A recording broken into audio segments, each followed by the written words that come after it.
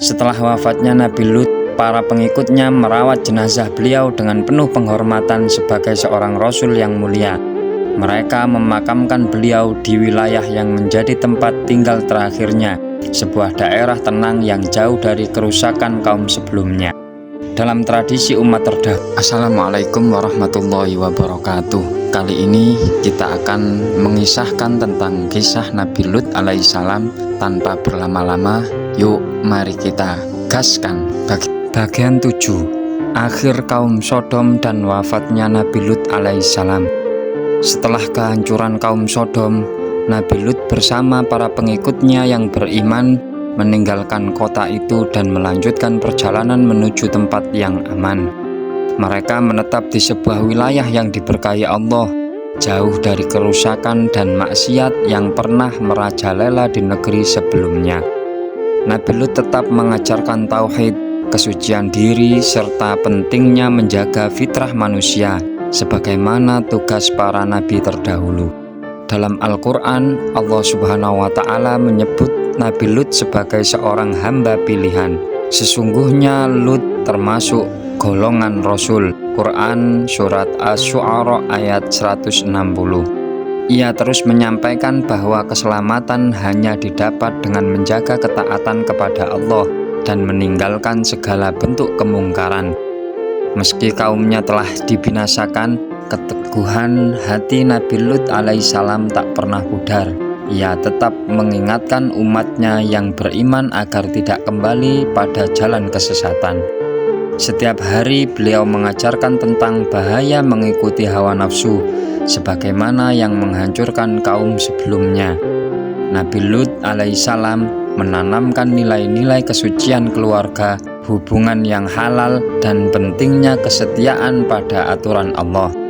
Beliau sering mengingatkan bahwa azab Allah bukan hanya cerita, tetapi pernah mereka saksikan dengan mata kepala sendiri. Allah berfirman tentang malapetaka itu, "Kami hujani mereka dengan batu dari tanah yang terbakar." Quran Surat Hud ayat 82. Ayat ini menjadi peringatan sepanjang masa bahwa perbuatan kaum Sodom tidak akan pernah diterima dalam syariat manapun. Nabi Lut tetap lembut kepada pengikutnya, menguatkan iman mereka dan mengajarkan kesabaran dalam menjalani kehidupan. Beliau juga menegaskan bahwa balasan Allah selalu adil, mengangkat orang beriman dan menghukum kezaliman. Hari demi hari, Nabi Lut hidup dengan penuh ketenangan setelah lepas dari gangguan kaum yang dahulu menentang. Ia terus membimbing keluarga dan umatnya agar berpegang pada tauhid, karena itu adalah pondasi utama keselamatan dunia akhirat. Sebagaimana firman Allah, barang siapa beriman dan beramal soleh, tidak ada rasa takut bagi mereka dan tidak pula mereka bersedih. Quran Surat Al-An'am ayat 48. Ayat ini menjadi motivasi bagi mereka yang mengikuti Nabi Lut untuk tetap kokoh dalam iman. Dengan penuh kasih, beliau memimpin umatnya menuju kehidupan yang lebih suci dan jauh dari kerusakan moral. Waktu demi waktu berlalu dan Nabi Lut semakin tua, namun semangat dakwahnya tidak pernah berhenti. Beliau terus memperingatkan generasi setelahnya agar tidak terjerumus seperti kaum yang dibinasakan. Setiap nasihatnya lahir dari pengalaman nyata melihat kehancuran moral dan azab ilahi. Ia sering berkata bahwa keselamatan hanya ada pada mereka yang menjaga fitrah dan menjauhi perbuatan fahisyah. Para pendukungnya memandang Nabi Lut alaihissalam sebagai sosok panutan, penuh kesabaran dan ketabahan luar biasa. Mereka tumbuh dengan nilai-nilai tauhid yang kuat, melanjutkan ajaran Nabi Lut alaihissalam, melanjutkan ajaran yang Nabi Lut tanamkan. Hingga akhirnya hari wafatnya pun tiba. Nabi Lut alaihissalam meninggal dalam keadaan mulia sebagai hamba pilihan Allah. Beliau wafat setelah menunaikan misi kerasulannya, meninggalkan umat yang beriman dan bimbingannya. Kisah hidupnya menjadi teladan bagi generasi setelahnya tentang keteguhan iman menghadapi kemaksiatan yang merajalela.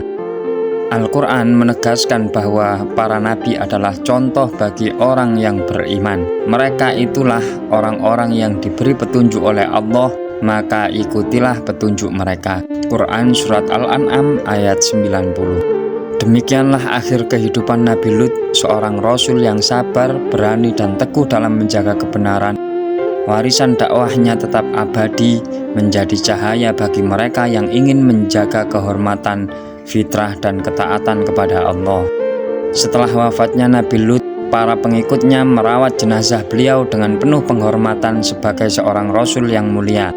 Mereka memakamkan beliau di wilayah yang menjadi tempat tinggal terakhirnya, sebuah daerah tenang yang jauh dari kerusakan kaum sebelumnya. Dalam tradisi umat terdahulu, lokasi itu dijaga sebagai tanda penghormatan, meski tidak ada riwayat pasti yang menetapkan tempatnya secara syar'i. Sebagian sumber sejarah menyebut bahwa makam Nabi Lut alaihissalam berada di daerah sekitar Al-Balqa, dekat Laut Mati. Namun kebenarannya hanya Allah yang Maha mengetahui. Wilayah itu kini dikenal sebagai tempat yang sunyi, seolah menjadi saksi bisu atas azab besar yang pernah terjadi di masa lalu. Para pengunjung yang datang ke daerah itu biasanya merenungkan kisah kaum Sodom, mengambil pelajaran dari kehancuran yang mereka alami. Setiap inci tanah di sekitar wilayah tersebut seolah mengingatkan manusia tentang akibat dari penolakan peringatan seorang nabi. Makam Nabi Lut pun dipandang sebagai simbol kesabaran seorang Rasul yang menghadapi kaumnya dengan dakwah tiada henti. Ia berdiri sebagai pengingat bahwa kebenaran tetap harus ditegakkan meski hidup di tengah masyarakat yang penuh kerusakan. Ziarah ke wilayah itu sering membawa ketenangan, membuat hati tergerak untuk memperbaiki diri dan menjaga kehormatan kehidupan. Kisah Nabi Lut alaihissalam dan tempat peristirahatan terakhirnya menjadi pelajaran besar bagi iman dan kesucian, jauh lebih bernilai daripada hawa nafsu.